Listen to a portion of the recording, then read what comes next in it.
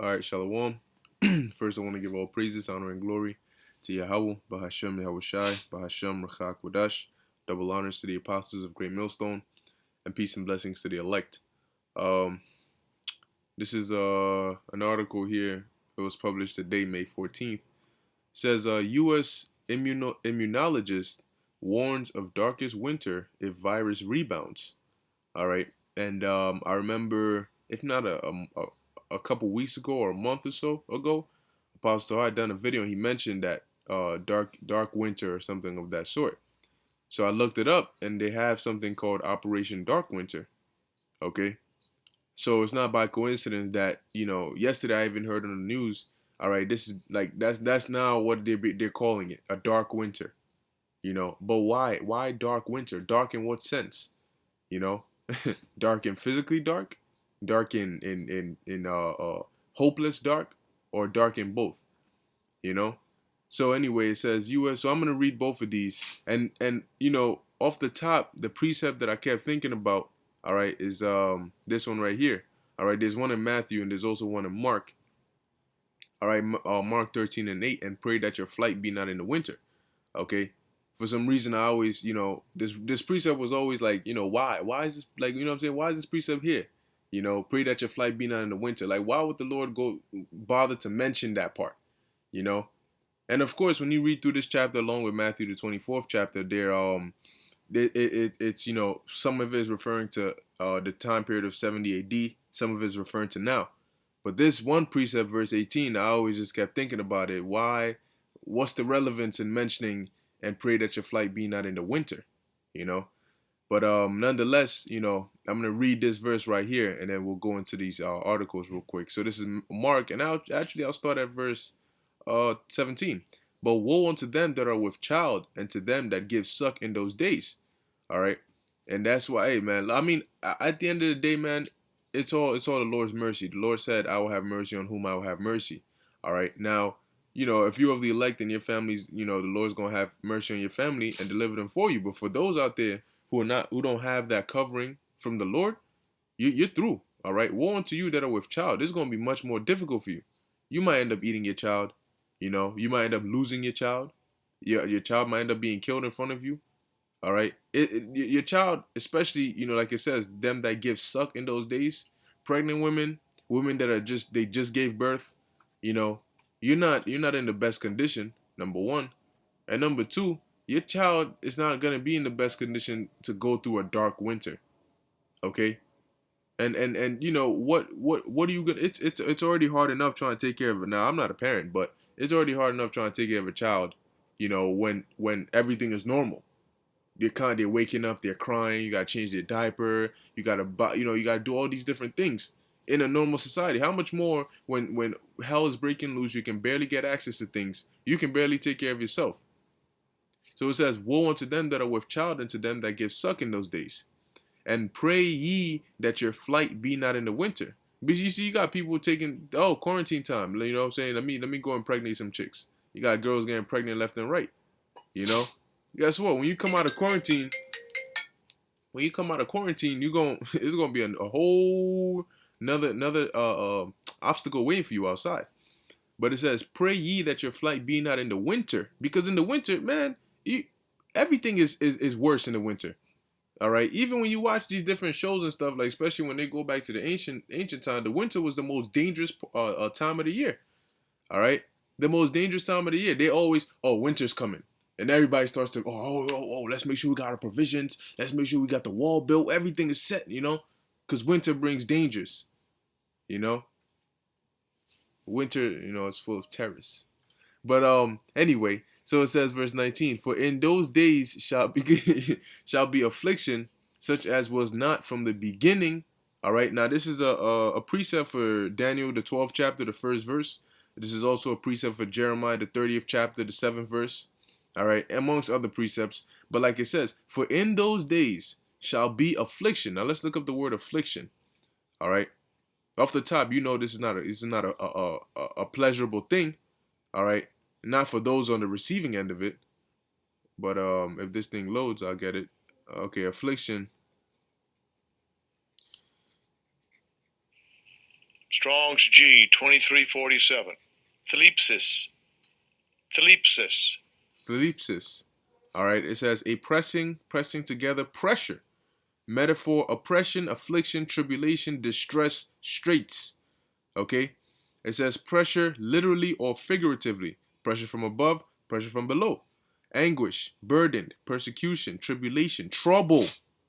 AKA what? Jacob's trouble. Okay. So that's the time that's coming. It says so this was spoken about in the Old Testament and reiterated in the New Testament. For in those days shall be affliction. Now let me put this on here. Red letter. All right. So the Yahushua said that he prophesied this. All right. For in those days shall be affliction such as was not from the beginning of creation, which the Most High created unto this time. So since the first thing that was created, since that time period, on to the time that Yahushua was speaking this prophecy, all right, and it says, neither shall be. Okay, so from that time period of creation to Yahushua's time, on to the end of the affliction, that whole time period from the beginning of creation until now, all right, nothing that has ever happened in between that time span is gonna be compared, all right, to how bad it's gonna get in these days. So bad that, like it says in verse 20, and except that the Lord had shortened those days, no flesh should be saved. Okay, that's why the days are moving fast now, but they're gonna move even faster, all right, when all hell is breaking loose, because it's gonna be so much death around that if it was allowed to go any longer, nobody's gonna make it. Okay, how the Lord's gonna need to intervene in the midst of Jacob's trouble on our behalf for us to make it. So imagine if that was stretched out and prolonged.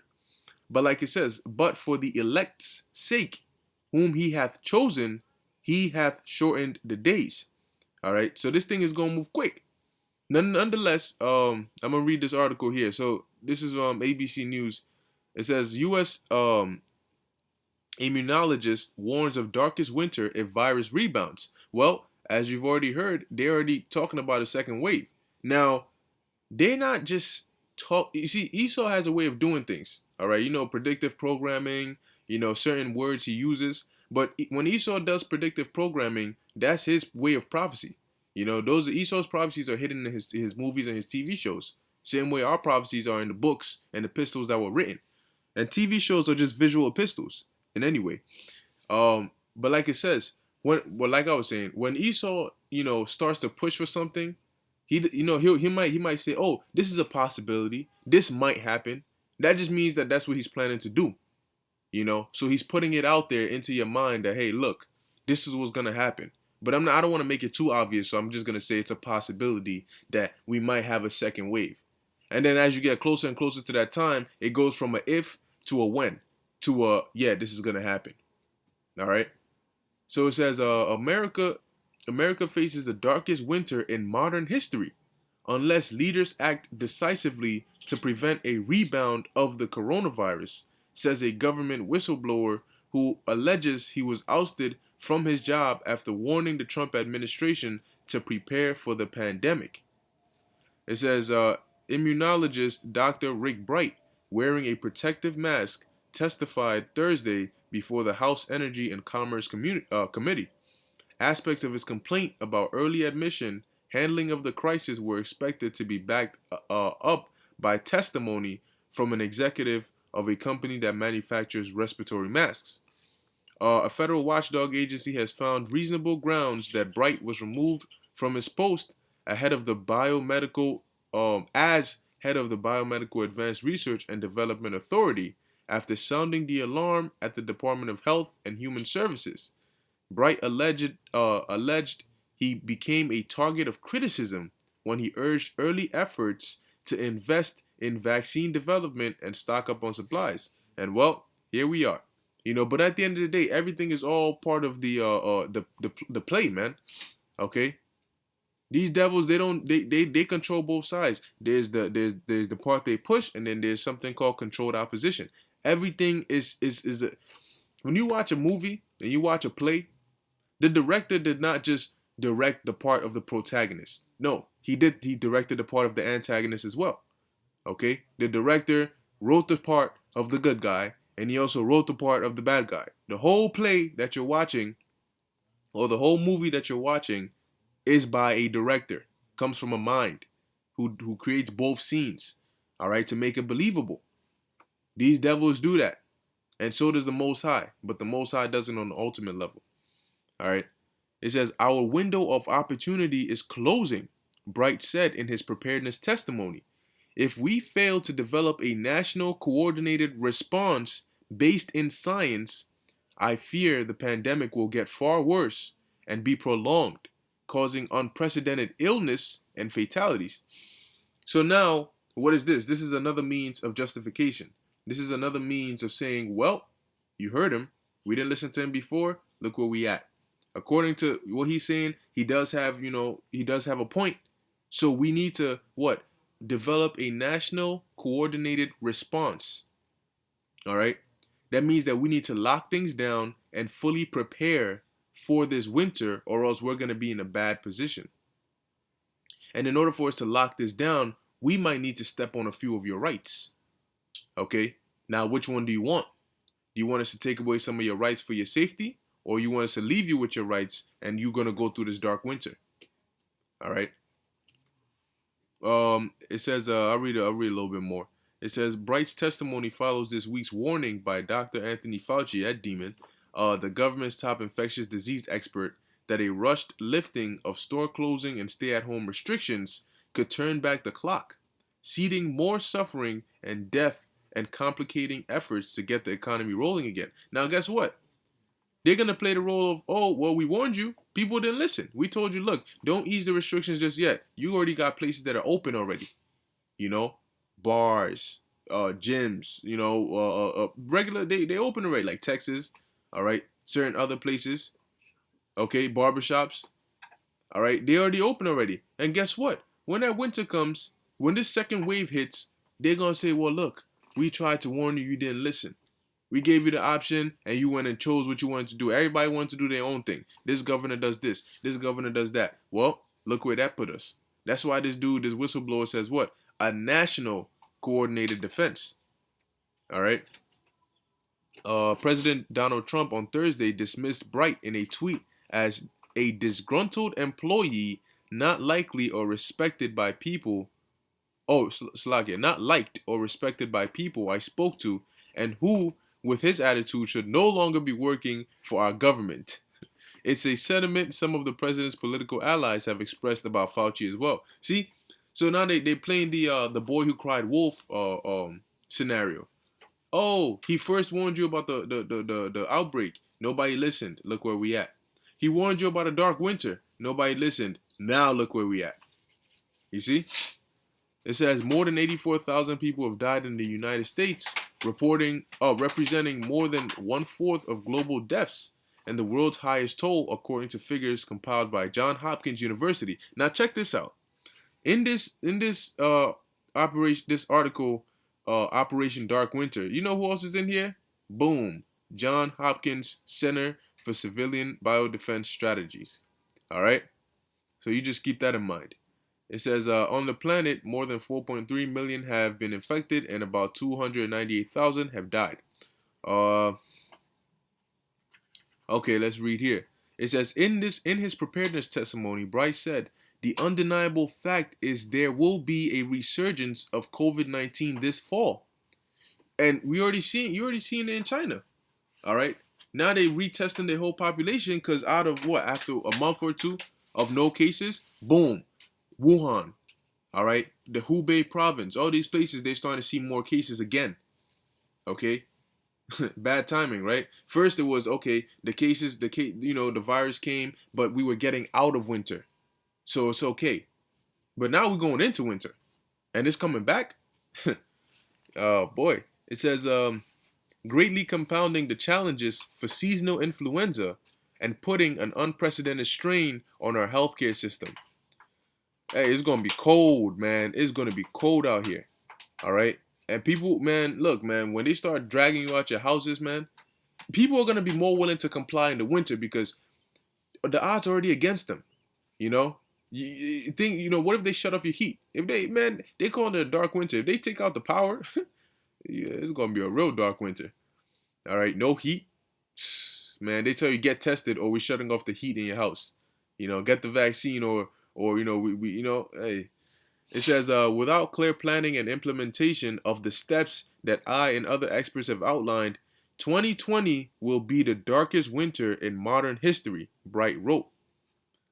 Jacob Strobel, man. It says Bright, who has a doctoral degree in immunology, outlined a path forward that would be based on science. Even as researchers work to develop better treatments and an effective vaccine, all right, let's see what the steps include. Establishing a national testing strategy. The White House has urged states to take the lead on testing, even as the federal government pushes to make more tests and better ones widely available. Trump says that the U.S. has prevailed on testing through his strategy, but in Congress, Democrats are demanding a federal framework to encompass the whole nation.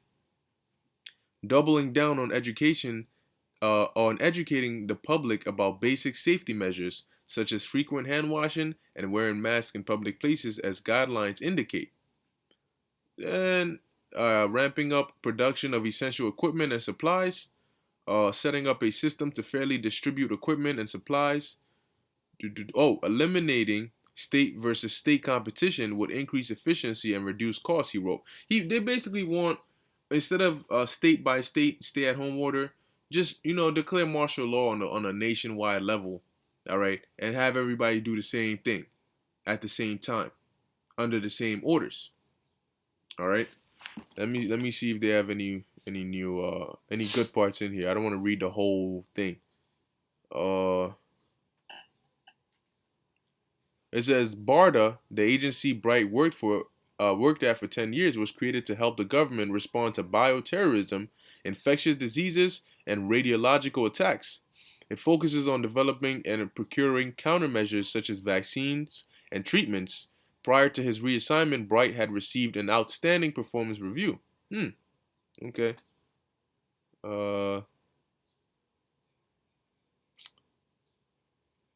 It says, after the terrorist attacks of September 11, 2001, America was told that restrictive governmental silos had been torn down so that different federal agencies could work together for national security, Bowen added. But I didn't see evidence of that. Interesting. Now, moving on to this. This is, you look up Operation Dark Winter, all right? I'm just going to read the intro and the scenario here, okay? So it says Operation Dark Winter was the code name for a senior level bioterrorist attack simulation conducted from June 22nd to 23rd of 2001. Now, the question you should ask is why are you having a simulation for a bioterrorist attack? All right? You run simulations on things that you think are likely to happen so that you can be better prepared for them. So did they think that a bioterrorist attack, a senior level bioterrorist attack, was a likely thing? And is that why they're trying to pin the blame on China to make it look like a bioterrorist attack? Well, it says it was designed to carry out a mock version of a covert and widespread smallpox attack on the United States. Well, we're dealing with a coronavirus, a respiratory virus attack, not a smallpox thing. But it'd be too obvious if they were to put something relatively close, all right, to the coronavirus. So instead, we use something like smallpox. It says Tara O'Toole, Thule, whatever. It says, and Thomas Inglesby of the Johns Hopkins Center. Oh, Johns Hopkins, there goes Johns Hopkins. Johns Hopkins Center for Civilian Biodefense Strategies, Center for Strategic and International Studies, and Randy Larson and Mark. Yeah, not just gonna say their names. It says Analytic Services were the principal designers, authors, and controllers of the Dark Winter Project. Now let's read a little bit about the Dark Winter Project. Let's read about the objective and the scenario, right? It says Dark Winter was focused on evaluating the inadequacies of a national emergency response during the use of a biological weapon against the American populace. The exercise was solely intended to establish preventive measures and response strategies by increasing governmental and public awareness of the magnitude and potential of such a threat posed by biological weapons. So the scenario for this is that Darkest Winter's simulated scenario involved an initial localized smallpox attack on Oklahoma City. Oklahoma, with additional smallpox attack cases in Georgia and Pennsylvania. The simulation was then designed to spiral out of control. This would create a contingency in which the National Security Council struggles to determine both the origin of the attack as well as deal with containing the spreading virus. Well, they're having trouble doing that now, apparently. Okay, you could say they barely managed to deal with this one. So what they're gonna do when the second wave comes is, as by not being able to keep pace with the disease's rate of spread, a new catastrophic contingency emerges in which, so see, but they're telling you that this scenario, right? If you're not able to keep pace with the disease's rate of spread, it says what? A new catastrophic contingency emerges in which massive civilian casualties would overwhelm America's emergency response capabilities. This means that based on the simulation, what we learned is we need to be able to keep pace with the disease's rate of spread. How do we do that? Testing people. All right. So what we learned from this scenario and from phase one or wave one of this virus is that we got to be able to track or pace the disease's rate of spread. How do we do that? By testing people. So one of the measures is that testing has to be made mandatory. All right. Like I said before, man, the more severe the trouble ahead is, apparently, according to them, the more severe the measures they're gonna take are.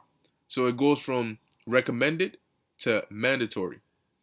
It says the disastrous contingencies that would result in the massive loss of civilian life were used to exploit the weaknesses of the U.S. healthcare infrastructure and its inability to handle such a threat. So right now you have the healthcare system and all this that have been so-called, right, drained. You know, they've been hit the hardest. These healthcare workers are going through it. People have lost their jobs, and this is only wave one, and wave two is supposed to be worse. So it's basically like attacking an enemy when he's already, at his weak point. All right, that's basically the scenario that's being set up, all right, for America and other parts of the world. Okay. So it says the contingencies were also meant to address the widespread panic that would emerge and which would result in mass social breakdown and mob violence. That's 2nd Ezra, the 15th chapter. Okay? Sedition among men, the course of their actions standing in their power. Why? Because of a panic. Food is scarce, it's cold as shit, and there's a virus outbreak which it spiraled out of control, and they don't have a grasp on it. So now their only hope is a vaccine. You see how these devils like to play it? It says exploits would also include the many difficulties that the media would face when providing American citizens with the necessary information regarding safety procedures. Because the media is now, people are now waking up to their lies, okay, and their propaganda, that is going to be hard to control people. Okay, and since I mentioned 2nd Esdras, I'll close on that. 2nd Esdras 15. Just getting to the point. 2nd Esdras 15. You know what? I'll jump. All right. Second Esdras chapter 15 verse 11. But I will bring them with a mighty hand and a stretched out arm, and smite Egypt with plagues. When you read Revelation the 11th chapter, or around the 8th verse down, it talks about this place being called spiritually Sodom and Egypt. So this isn't talking about ancient Egypt, because remember it says, look, I will smite Egypt with plagues as before. So this means that this is a modern Egypt, but it's not talking about the actual physical land of Egypt. It's referring onto America. Okay, because another name for America in the Bible, all right, is metaphorically called Egypt, Sodom and Gomorrah, Nineveh, Assyria, okay, Babylon. It says, as before, and will destroy all the land thereof. See, the whole land of Egypt wasn't destroyed, but the whole land of America will be. It says, Egypt shall mourn, and the foundations, but notice it said plagues, right? Egypt shall mourn, and the foundations of it shall be smitten with the plague and punishment that the Most High shall bring upon it. And he's going to bring plagues in many forms, many ways. All right, diseases, okay, and much more. Now, jumping down, verse 16. For there shall be sedition among men. When you look up the word sedition, it goes into uprisings, all right, revolutions, people not listening to the government, leading to anarchy. And invading one another, they shall not regard their kings nor princes. That means they're those in authority, they will not listen to what you're saying. And the course of their actions shall stand in their power. Like it says here, all right, it says, this would result in mass social breakdown and mob violence. Okay, because people are going to do what they want. The course of their actions shall stand in their power. What they do is going to be up to them. All right. Verse 17, a man shall desire to go into a city and shall not be able. These will be lockdown measures, all right, put in place to try and quote unquote make things better. But that's not going to do anything. Okay. That's not really going to do anything. And I'll just read to verse 19. For because of their pride, the city shall be troubled, the houses shall be destroyed, and men shall be afraid. You damn right they'll be afraid. All right, because this is a scary thing. A man shall have no pity on his neighbor, but shall destroy their houses with the sword. A sword is a weapon. A modern day weapon is a gun or a bat or, AK-47, AR, whatever. And spoil their goods because of the lack of bread and for great tribulation. All right, so this is what's coming to this place. All right, and now here it is. You got this guy warning about a dark winter, and here it is. They got an operation called Operation Dark Winter. So they know exactly what they're doing. All right, and they're playing their cards. Well, according to them, they're playing it right. Okay, but ultimately they're playing it right into the hands of prophecy, which is what we're looking for. So you know what? It is what it is. All right. So I'm gonna end it off here. Lord's willing, this is edifying unto the elect, giving all praises, honor, and glory to Yahweh, Bahashem Yahweh Shai, Bahashem Rakak Wadash. Until next time, Shalom.